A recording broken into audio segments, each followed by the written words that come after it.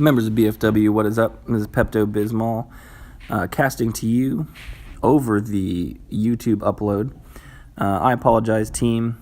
It looks like the video was done with no sound, and I deleted the initial file thinking we were all set. So here we go. Taking it from the top. Hail Lord Bear, hail the great leader. He is eternal, and his will be done through BFW.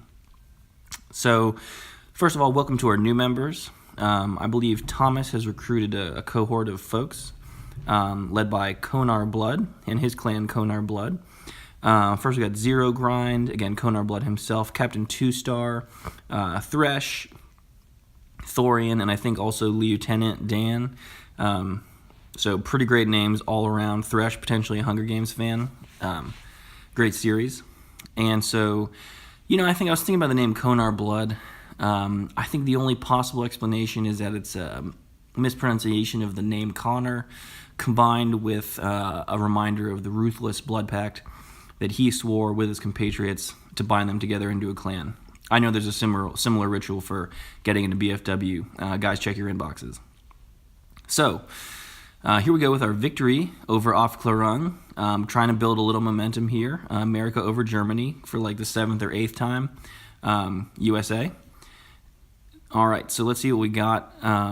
First of all, I think we're going to go to Lord Bear on a nice hit on their 1-star. Oh, no, defensive stuff first.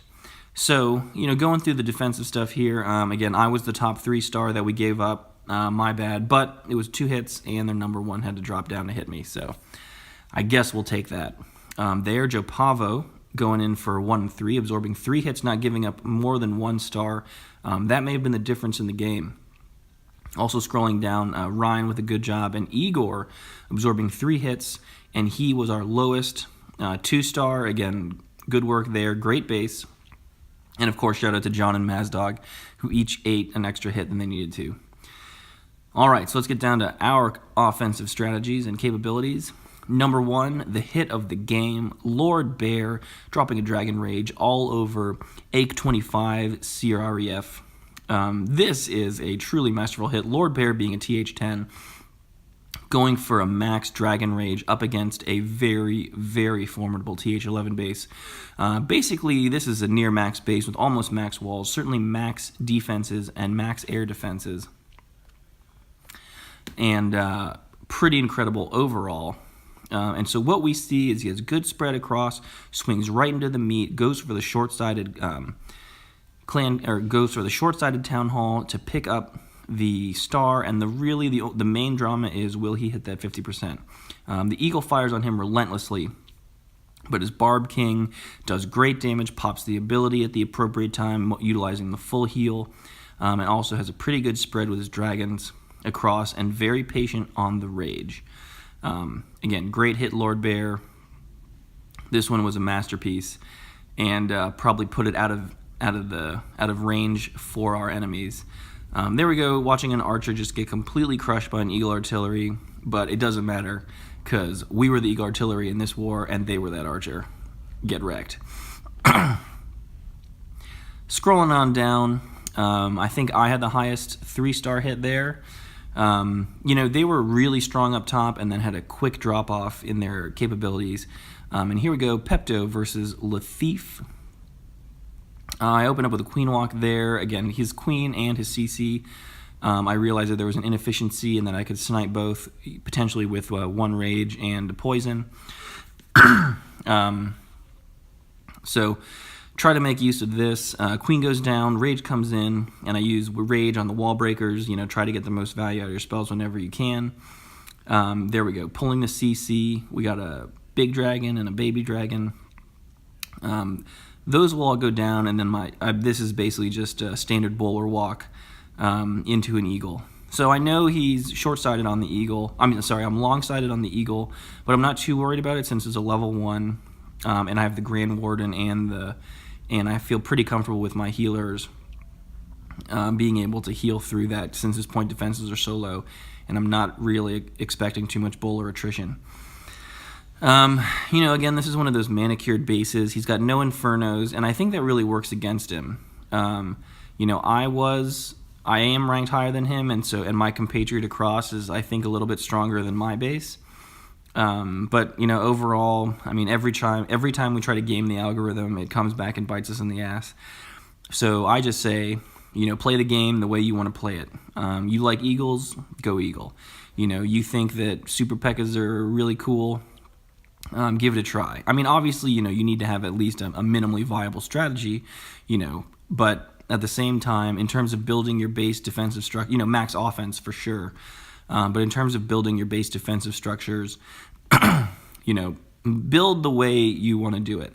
I mean, I think that just be advised that, the more defense you pile up, the more expectations that the clan will have of you in terms of planning and base layout. But, certainly we can make that happen. Certainly, if you're up to the challenge, you should make that happen. All right, so here we go, reviewing a hit by Halby. Get to know your clanmate Halby, one of the original core members. Halby is basically the angriest motherfucker I've ever met. Don't know what else to say other than that. I mean, super angry. I mean, I hear he's a pretty smart dude. Somebody told me he was a doctor at Duke or something like that. I mean, I'll believe it when I see it. No, just kidding, Halby. Love you, man. So Halby, really shooting fire here. He's got a good queen walk, and he favors actually a baby dragon clear out to direct the clean walk. And so what you're watching him here do is set up his main bowler push right up the gut so that he can get those Inferno Towers. So everything on this hit is set up so that he can counter the isolated Inferno Tower lockout. You got his bowler walk, taking out a ton of real estate on the right. Again, perfect transition from the bowler walk healers onto his main force of healers. Also using his queen to transition his queen walk healers potentially onto his main force there, and also with a golem just in case those healers don't transition well. Does lose a healer to a Seeking Air Mine, and we'll talk about strategies about that in a second.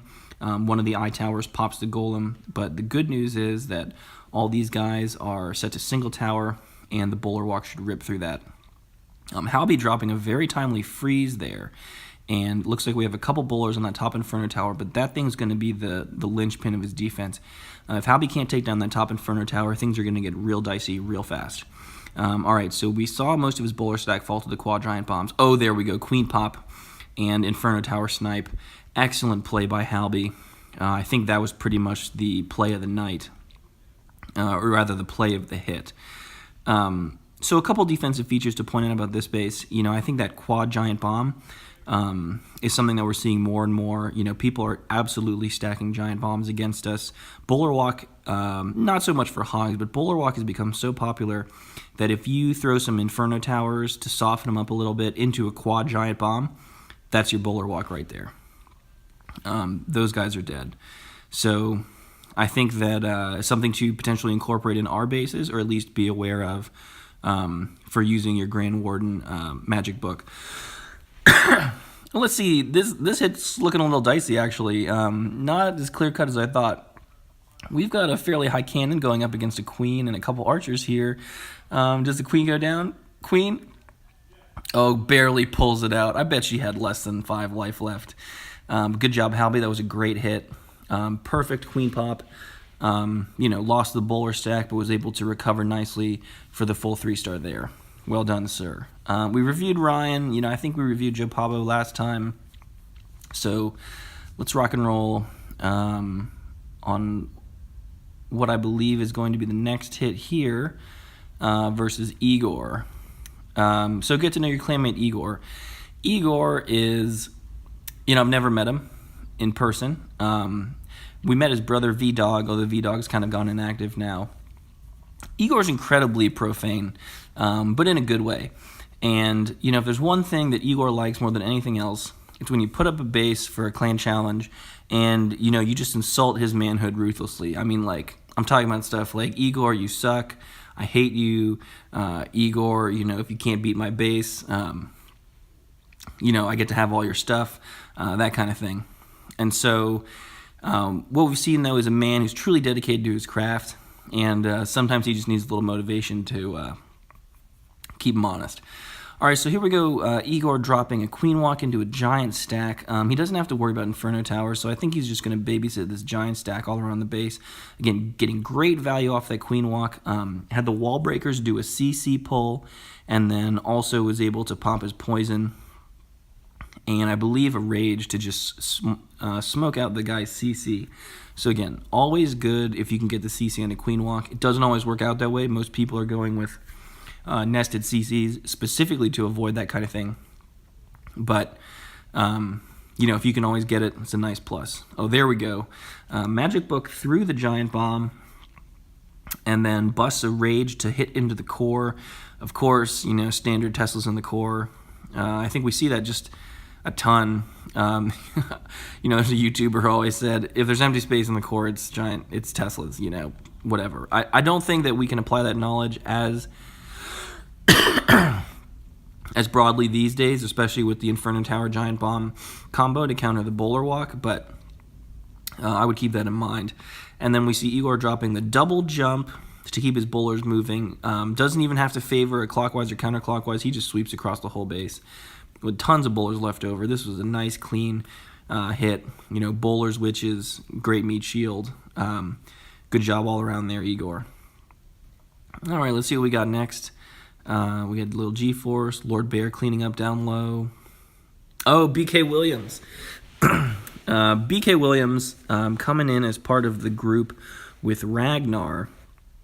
So, Ragnar's crew, as I mentioned, I think they all work together, led by Andy, and we actually play Clash Royale with them a whole bunch. So if you guys have Clash Royale accounts, shoot us a request. We're happy to help you out with that. And so BK Williams swinging in, looks like a witch hit with a queen and golem giant. Oh yeah, golem witch. Golems went down. Witch is coming in after that. Looks like he's still dealing with the CC troops up front. And pretty decent jump spell placement there. Yeah, it looks like he can get his wall breakers to fire because that wizard tower was just all over him. So let's see. Oh yeah, witches are finally able to down the CC. And looks like he's into the core, but also babysitting kind of a side force over here with that heal spell. And, this looks to be high drama, folks. His opponent, Farudzi, Farurozi, that's a terrible name. Farurozi actually has a lot of point defenses left, and it looks like BK Williams does not have a whole ton. King going down there, and Queen fairly unsupported except for a giant stack. Giant stack going down to the wizard tower right now. Probably not going to break through that wall in time. So pretty much all he's got are a bunch of witches. This one could get interesting, folks. I'm eager to see how this turns out. So, the nice thing about his attack down south is that it looks like it's all point defenses, and so the witches are just going to swarm right over them with the skellies. And then his other witches there in the middle are going to get hung up, probably getting pounded by that mortar. Although, I take it back, all the wizard towers are down. He's only got one mortar. This could work out. This could definitely work out. So, witches making some noise, spawning skeletons at a super high rate. And there we go. The point defenses are just struggling to keep up with the skeleton meat shield. So, again, you kind of get some soft healing, alt healing with the witches. I think mixing in a couple of those guys with a bowler strike. Giant Bomb popping a whole bunch of witches there, but I think he's out of point defenses. So the only enemy right now is the clock. Let's take a look here. Oh, there we go. Don't forget that giant skelly heading up towards that Dark Spell Factory. There he goes. Poke, poke, poke, poke. Is he going to get it? Looks like BK Williams, the majority of his forces heading down south. Take down that hut there, but, I think he almost runs out of time. And, let's give it to this giant skelly, or this little skelly there. Poke, poke, poke. Taking down that Dark Spell Factory. Is the queen going to get there in time? I say the skelly gets it. Oh, no, my mistake. Well, your great leader is fallible and potentially has a terrible memory as well. Finally, I think we're going to review Mazdog's hit. Nope, Satane. Good old Satane. I'm still not entirely sure who this dude is. Again, he has been rock solid at the bottom. He's been there he's been with the clan, I think, at least for a year. Doing a great job all around. Just so rock solid and consistent in his hits. This dude produces 3 stars like it's going out of style. So what I'll say is Satane looks like he's going with a Golem, Witch, and P.E.K.K.A. Triple P.E.K.K.A. there. And those guys, they look pretty cool. I mean, anytime you get a robot with double samurai swords, I think you can count me in. You can count me in on that. So Pops Rage over to the right. That doesn't really pan out that well. And Golem actually gets hung up on a bunch of stuff. Saving 2 witches in the back. And let's see how he deals with his Clan Castle. So Clan Castle firing away on his King and P.E.K.K.A. meat. But the healers swing in. Oh my. Popped by a couple Seeking Air Mines there. Triggers the bombs with his Giants, which is a good pickup. And the witches are able to hang back as he's able to get great penetration with his P.E.K.K.A. Now, I think the important thing to note about P.E.K.K.A.s, should you choose to go with them, you don't really need wall breakers.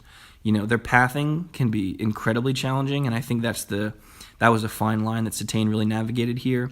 The P.E.K.K.A.s are just so strong, and if they can get to their target, that's all they need. They can break their own walls, but the Rage, increases their strength such that they can usually pop walls in one hit. Or, rather, if you're working with a double stack, they can be very efficient in their destruction of the buildings and such. Again, your goal is to get these P.E.K.K.A.s on, 1 hit per building, 1 hit per wall, so they can just rip through a base very quickly. And it looks like Satane's got tons of support troops left over. He played this one really well. Potentially, a good combo down low. To work with, the Golem Witch P.E.K.K.A.